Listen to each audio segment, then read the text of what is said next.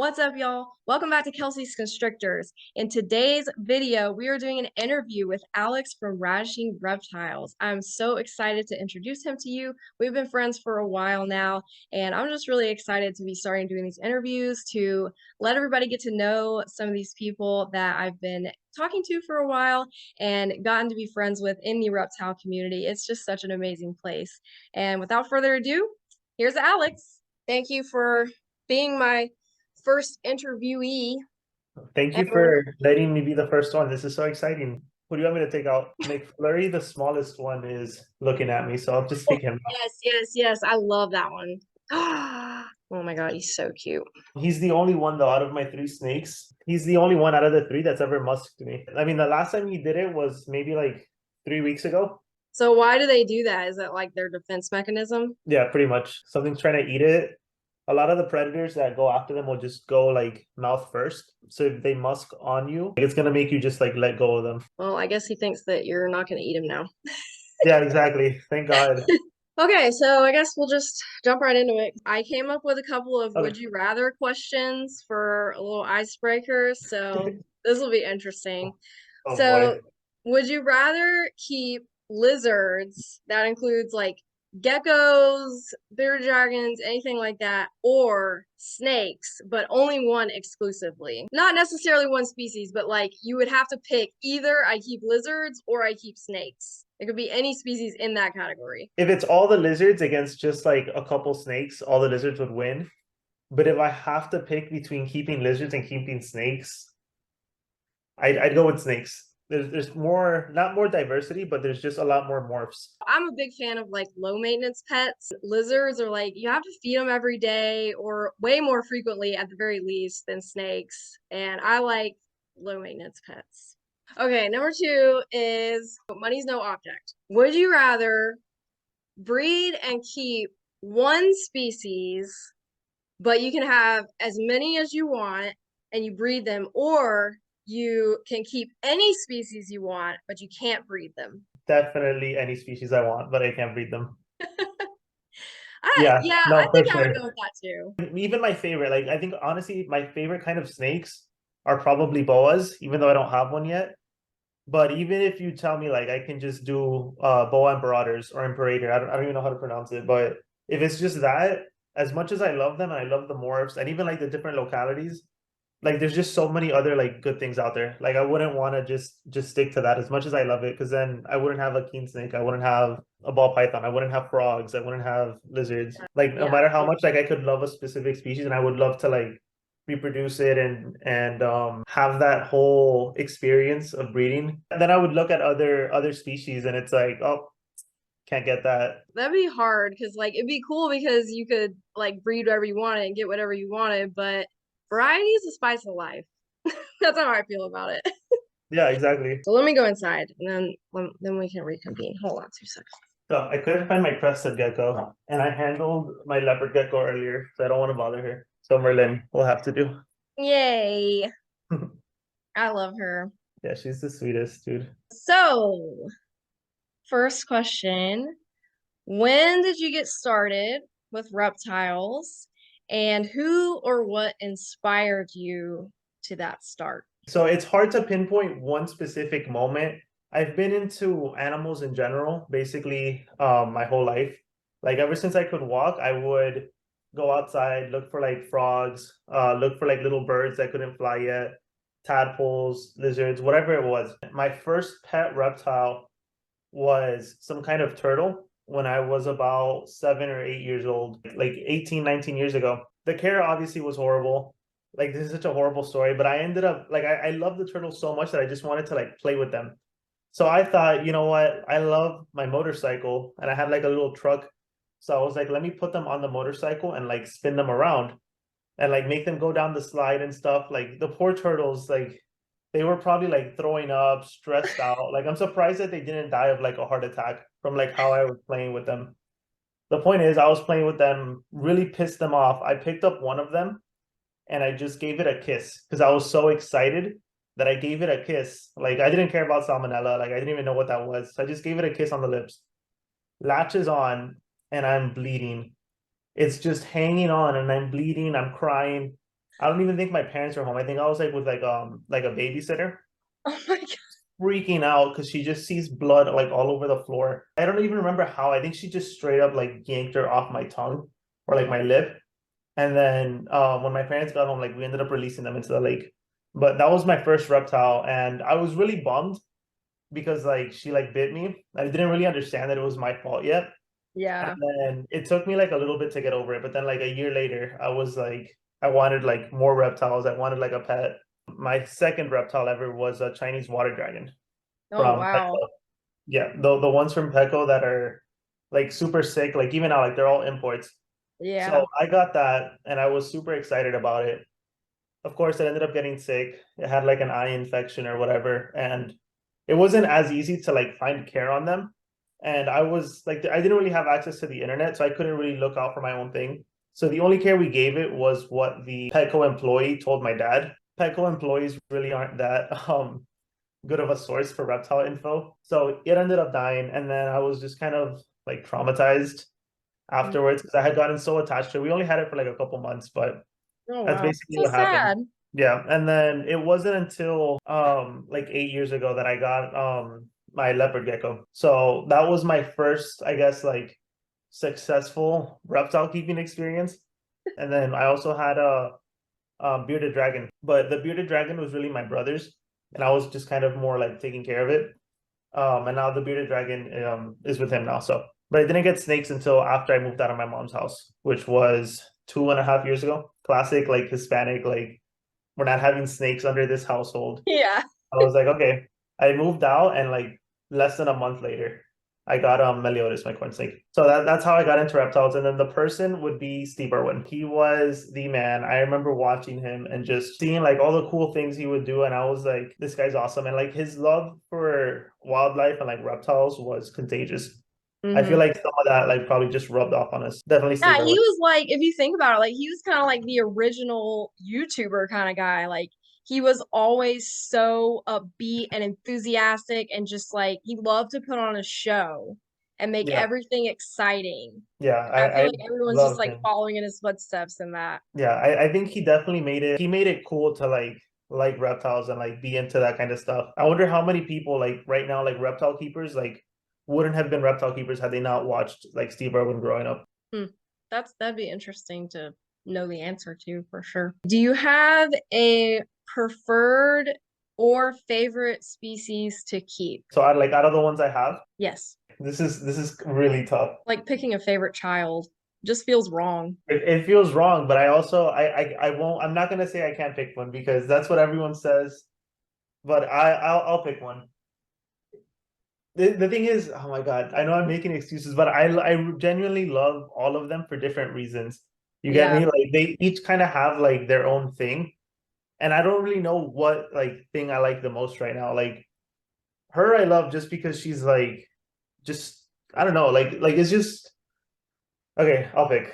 I'll narrow it down between my three snakes. Personality wise, it would probably be Merlin. As a species, I really like the Cali king snake just because he's like super crazy, especially when it comes to feeding. But then Meliodas was my first like snake, and he was the one that kind of started this thing with the snakes. And he's just awesome to like handle, and just he's never bitten me, so it's hard. If I could only keep one of these animals, it would be between her and Ganny, my crested gecko. He was like pretty sick when I got him, and that was like a struggle for like months to try to get him to gain weight. He had like parasites. Yeah, I remember you telling me about that. I generally thought like he was just not gonna like make it. I think he gained maybe like 3 or 4 grams of weight within the first like 7 or 8 months that I had him. So he was just like not gaining any weight.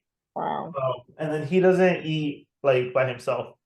Like I don't have to force feed him or anything, but I just have to take him outside and have the cup in my hand, and then he'll go and like eat from it. But if I just leave it in the enclosure, like he just won't Hmm. starve himself. Well, that's kind of cool though. It's like a little special bond you have, like feeding him or whatever. Yeah, exactly.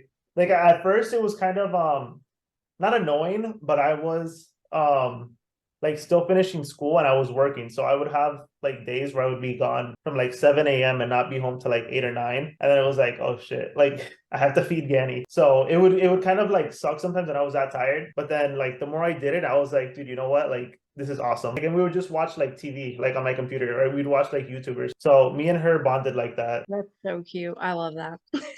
Do you have any preferred genetics of any of your animals? Okay, so ball python wise, I know that this is like multiple genetics in one to form this. This was the morph that really got me into ball pythons. She's always going to be one of my favorites. Other genetics that I like are I like the banana, I like the pied stuff, I like Enchi. Enchi is cool too. I think those are probably like my favorites for ball pythons. That's What about cool. you? Me, I mean, my number one genetic would be Xanthic because that's like my Really? absolute favorite. Yeah. But I like a whole lot of different things. I'm really big into recessives. I like Pied, Xanthic, Clown. Those are my main three that I want to work with. I have some other stuff. I have Inchy, Champagne, I have Pastel, GHI. Honestly, like I wish I hadn't gone so broad in the beginning. Like I was so concerned with trying to have as many snakes as possible that I was just like, I don't care. But now I'm like, I wish I had like saved up money. I would rather have like less snakes, but have the genetics that I really want to work with, but it doesn't matter. Who or what keeps you motivated and passionate? I would say probably the reptile community as a whole. I think that that definitely kind of does really keep you going, and it feels like you're part of like a community that's like bigger than yourself. So I think that that would definitely be one thing that like keeps me passionate, I guess, and like gets me like really excited, like especially when I see like other breeders, not other breeders, but like just breeders in general. Like seeing some of the stuff that they're working and then people like sharing that info. Yeah, I really appreciate the reptile community for sure. Like Instagram is honestly that's what got me into keeping snakes on a large scale. Like I didn't even know that that was possible or like a thing that people did. And when I Yeah, found that stuff, I was like, okay, hold up. Like this is it. I found it. it just connects you to like the right people. Like if you were to go outside and then you have a conversation like, oh yeah, like one of my friends is like he's breeding ball pythons or whatever, everyone's gonna be like, what? Like they're gonna look at you like you're crazy. But if you say that like, you know, under like someone's post, it's like, oh cool, like what are they working with? Like Yeah. it's like a completely different world, I think. I'm glad that we have like social media to bring us together. Yeah, it is. And I kind of forget sometimes, like, I forget that I'm not normal to like other people. So, like, I'll like talk about it just casually or whatever. And then they're like, wait, what? And I'm like, oh, yeah, that's right. You don't get it. Yeah. No, the other day I was leaving like the reptile store and I had like the crickets in a bag, but I needed to walk by to like another store to just grab something. And I'm at the register for the other store and I have the crickets in the bag. And then the lady next to me is like looking at me and then she's like, oh, like what are you gonna do with those? She was like genuinely concerned. And I was like, oh no, don't worry about it. Like I'm just gonna feed my frogs and my leopard gecko.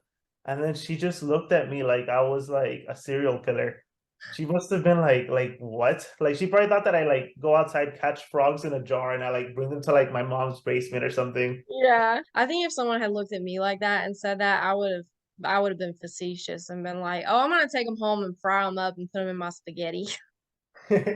What are your future plans and or goals with your Okay. business or your animals or whatever you're doing? My main goal would definitely be YouTube. First of all, it's something I've wanted to do for a while. Well, you know that already. Like I Hmm. remember telling you that like a while ago, probably like a good year at least before I actually made my channel. YouTube is probably my priority just because I think it's the most fun to me. Being able to kind of just share my own experiences and then also just kind of bring people along. I'm relatively young, I guess, in the grand scheme of things. I don't know how long YouTube's going to be around for, but it would be really cool like 10 years from now or whatever. Not necessarily the number of subscribers, but the subscribers that are kind of there from like the beginning. Like one of like the snakes that they saw me unbox, I'm like celebrating its 10th birthday. They see me start off with you know, a small collection and then all of a sudden I have like a reptile room. Just whatever, just being able to kind of document those experiences, just pass on knowledge is just like super important. Most of the things that I've learned from like all my animals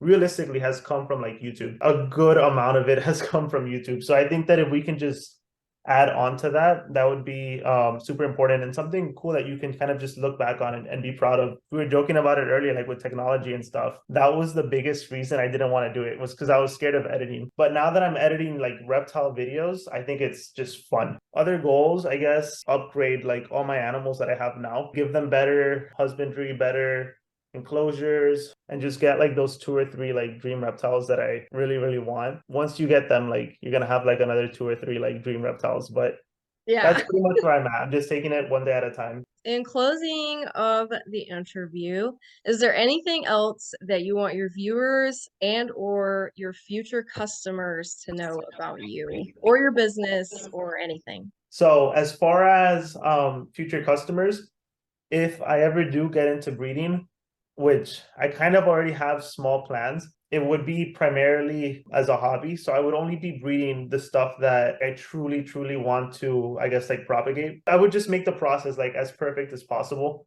And I wouldn't really put anything out there that I wouldn't want to buy myself or buy for like my kid or something. And then as far as my YouTube or potential watchers, I'm still pretty new to this, so I probably will make mistakes. But the one thing that I could guarantee to, anyone that watches me or will watch me is I'll always just keep it 100% honest, like no matter what it is.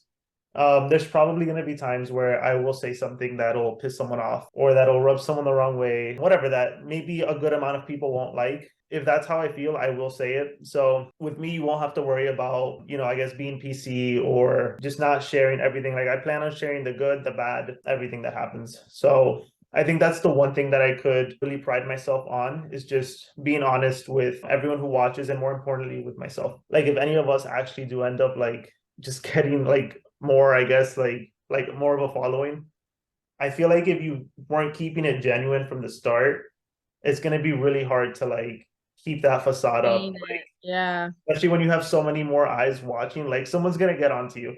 So Mm-hmm. might as well just be honest from the beginning. Yeah, that's so true. Especially in a world of like Instagram and Facebook where people just post their highlight reels of their life and stuff like that. Like everyone's just so used to seeing like, wow, look at this person, look at that person, whatever. And then like it's easy to fall in a trap of like comparing yourself. But like you said, if you're real and honest from the beginning, that's what I put in all my YouTube videos. I put a little description blurb in every single description of my videos saying, I'm new to this. I'm gonna make mistakes, but that's why I'm doing this because I want other people to learn from my mistakes before they make them or, whatever. I've been called out on my videos before. I think I used the term Rex rat in one of my breeding rat videos and someone called me out on it. And by the time they had called me out on it, I had already realized that I made a mistake. There's nothing wrong with making a mistake. So you just get on there and I was like, yeah, haha, that's so funny. Thanks for pointing it out. It makes people feel good too. I feel like certain like people kind of they get like a following and then they kind of think that they're all of a sudden a professional like Yeah. on the subject matter. Like you could be doing this for 5 years and have 10,000 subs, but because someone that isn't really on YouTube or is really like a nobody to you with 20 years of experience tells you something. Like some people act like they're kind of above that, like oh, like who are you to tell me like this and the other. Like there's always going to be someone that knows more than you, Oh yeah. that is maybe more of a specialist than you in like a certain area, that have a different viewpoint that they could offer you. And if you're constantly being like sensitive to criticism, then you're probably going to miss out on a lot of positive learning opportunities. I agree with that for sure. Tell all the viewers what's your Instagram, your YouTube, and whatever other social media you have. So Instagram is Ravishing Reptiles. It's the same name here. .yt. YouTube is Ravishing space reptiles exclamation point. That's pretty much all I'm on. So if you want to follow me, I will follow you back. If you subscribe to me and your thing is public, I'll probably subscribe to you back. I'm always on YouTube, like especially reptile YouTubes. If anyone wants to like, exchange channel infos with me, like I honestly want to follow like as many people in like the reptile community as I can. I learn something different every day. I like making those connections. Alex from Ravishing Reptiles, everybody. Thank you so much. This was like super No, fun. thank you, dude. Thank you for having me. Like, I honestly had like a really, really good time just, getting to meet you, answering these questions, and just being on your show. Awesome. Well, it was good talking to you. We'll talk to you later. Likewise, have a good night. Thank you so much for watching. I hope you enjoyed that. I hope you enjoyed getting to know a little bit more of the reptile community and some of my friends. Make sure you subscribe to his YouTube. Make sure you follow him on Instagram. He's got some really cool animals, some really cool snakes, some frogs, geckos. He's got a really, really awesome big variety collection for sure. We are going to be continuing to do this, so be on the lookout for the next interview video. If you are interested in doing an interview with me, you can follow me on Instagram. It's Kelsey's Constrictor. Constrictors. Just send me a message on there and we will figure out a date and time and we'll go from there. All right. See y'all next time.